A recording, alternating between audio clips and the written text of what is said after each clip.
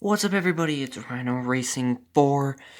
Today we have another diecast review over 3 Kevin Harvick race wins from 2020. We have first his 2020 Busch Light car that he won at Bristol in the night race at Bristol, and that finished with Kyle Busch. Very exciting finish that one was. We also have Kevin Harvick's throwback win. As you can see, it says the playoffs right there. And then we also have his Busch Light patriotic scheme. It says the Cup Series banner right there. This one is the only one that doesn't have any banner whatsoever, which I find kind of odd. And then with this one, I noticed a slight error in the diecast itself. If it will focus there, I don't know if it's going to, but if I can get it to focus there, maybe you can count them right there. The winner sticker is right here, right below my finger. There are 6 of them, which during this race, he had 7 wins, so he should have had 7 winner stickers because this was his 8th win. So when he crossed the finish line, he hadn't yet added that 8th winner sticker, so he should have had 7 on this car at the start of the race. So I don't know. Maybe it's just an error, I guess. But let's get started in the diecast review. We'll go in chronological order of how the wins came about. So I have Kevin Harvick's patriotic one undone.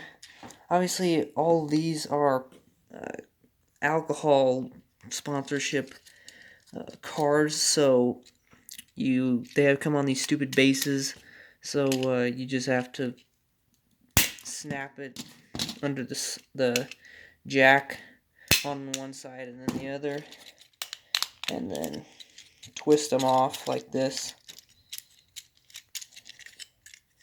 and then they eventually come off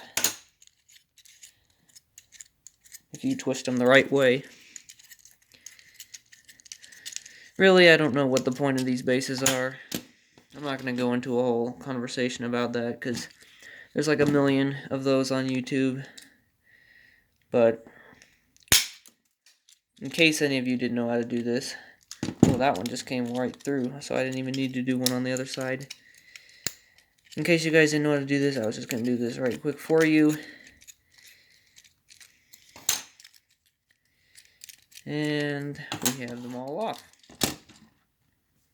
So, let's begin with the patriotic one, as this one is a total beauty of a race car. This one was the one he won the Brickyard 400 in for the 2nd consecutive year, and really, I fell in love with this paint scheme as soon as I saw it. Not only because I'm a Kevin Harvick fan, do I like this paint scheme. I just in general, whoever would have run this, I think it was the best looking patriotic scheme out there.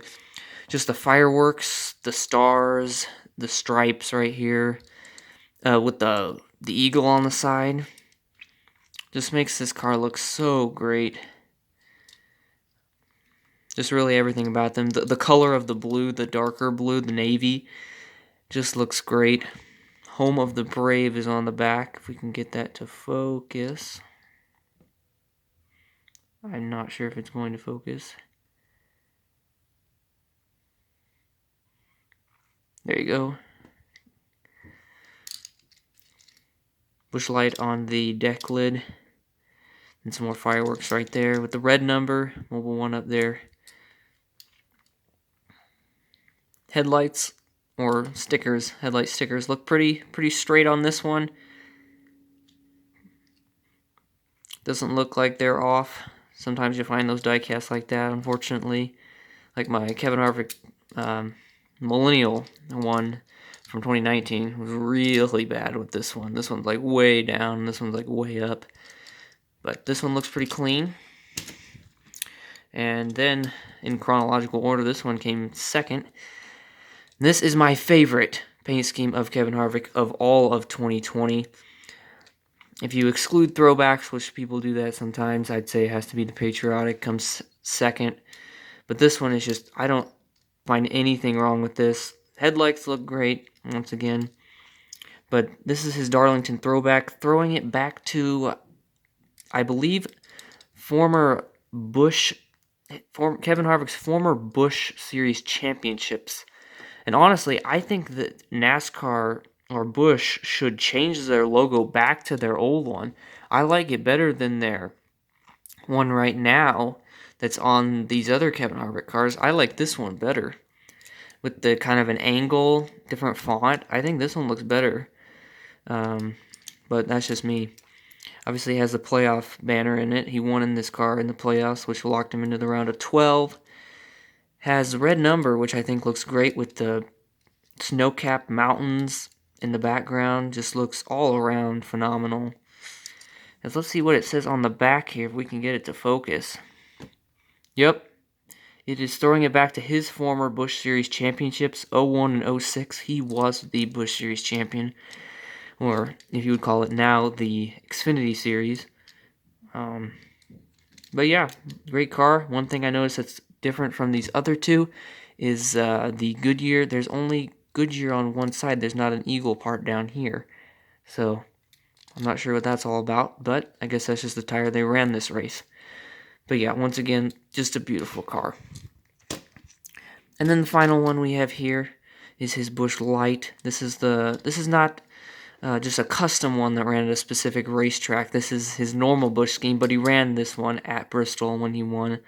Looks like the headlights are for the most part the same. This one looks like it's drooping a little bit down, but not quite as bad as the Millennial one. But Busch Light, love the background. The stream with the forest in the background. More mountains back there. Busch makes some really awesome paint schemes. And there's the back of it. I decided to get this one because in 2019 I got his regular Busch scheme without the light. And for this year I decided to get his Busch Light, just to have a Busch Light in the Mustang version, because I have a Busch Light, but it's in the Fusion. I got the 2018. So, just wanted to get a Busch Light in the Mustang version. It also is the Bristol win, so wanted to remember that one. Still hoping to get the Busch Light Apple paint scheme. That's another one of his wins in 2020. Really like that one too. As these, now I have 4 of his 2020 race win diecasts. Here are 3. I also have his For the Farmers one that he won at Atlanta. And then I'm hoping to get his Apple one, which would give me technically 6 of his race wins because he won in that scheme twice as he swept Michigan. So that would just leave me with 3 other ones. There would be the mobile one would also be left, which I don't really need that one since I already have a mobile one. Also the Your Face Here one, which he won at Darlington in the first one when they came back. And then there's one other one that I can't think of right off the top of my head. Oh yes, I found it. The Pocono win. That was a really good paint scheme. The Head for the Mountains. I want to get that one too. I just like the red one better, the Apple one. The problem is that the Head for the Mountains one is still pre-order for some reason. On all the sites that I've looked at, it's still pre-order. And it's like, I've been able to get these ones, and he raised this one in September, this one in July, and this one in September. And these ones are out, after a few months. And that one's been out for over, it's been raced for over half a year, and they still can't get it in diecast form. It doesn't really make sense, but I don't know. Maybe I'll get it, maybe I won't. But, well, that is it for this diecast review. And I hope you guys enjoyed it. And more diecast reviews will be coming soon. I have a Ty Dillon coming, a Kyle Busch coming. So that one will be out soon. So if you guys enjoyed the video, please leave a like. Please subscribe to the channel if you are new. As at the time of this filming, the NASCAR season is less than 2 weeks away from starting. Don't know when this one's going to get out, but until next time, this is Rhino Racing 4, signing off.